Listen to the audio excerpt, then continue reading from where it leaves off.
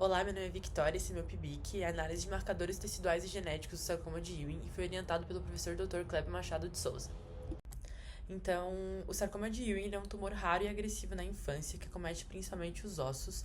Em cerca de 35% dos casos vai ter uma translocação que vai originar o gene ESWFL1, que é responsável por alterar o funcionamento normal da nossa célula.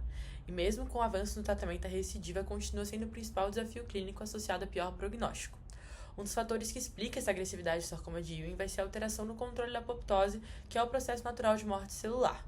A SHAP é um importante inibidor da apoptose, porque ela vai bloquear as caspases, que são enzimas que são essenciais para a morte celular programada.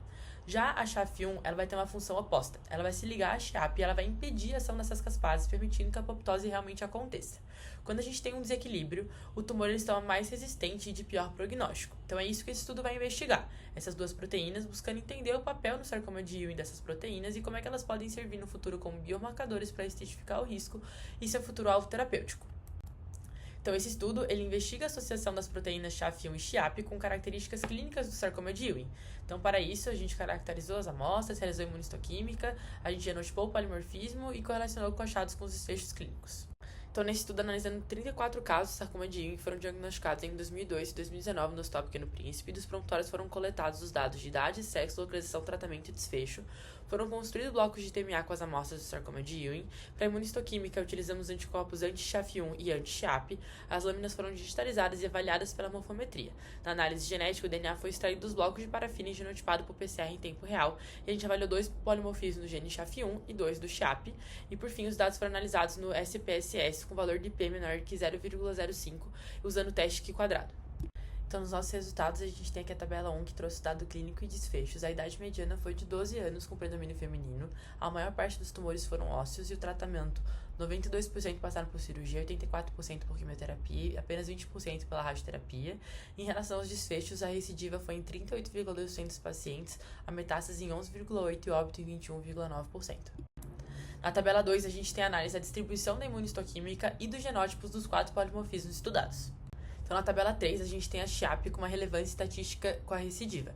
Então, os pacientes que recidivaram tiveram a maior expressão dessa proteína. A gente tem um valor de P de 0,016. Já na SHAF1, apesar de baixa, não tem associação significativa com os desfechos. Então, na tabela 4, o polimorfismo do gene SHAP RS final 739 troca T para A apresentou associação significativa com a recidiva. Esse polimorfismo foi mais frequente nos pacientes que tiveram recidiva, com um P significativo de 0,014.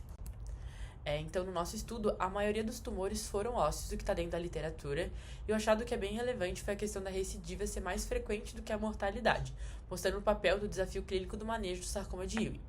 Entre a relação dos biomarcadores, a gente tem um desequilíbrio da apoptose. A SHAP ela tem uma expressão elevada e associada de forma significativa com a recidiva, enquanto a SHAF1 mostrou uma expressão mais baixa, o que está dentro de outros estudos. Entre os polimorfismos, o destaque vai para o polimorfismo do gene SHAP RS final 739 troca T para A, que foi mais frequente nos pacientes que tiveram recidiva, o que teve associação significativa. Esses resultados eles indicam a possibilidade da SHAP e da SHAF1 atuarem como biomarcadores prognósticos do sarcoma de Ewing, auxiliando na estratificação de risco e futuramente em terapias direcionadas.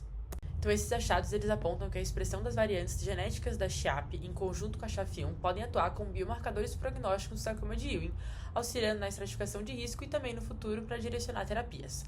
Ainda assim, é importante salientar que os resultados são preliminares e precisam ser confirmados por estudos maiores mais abrangentes. Obrigada.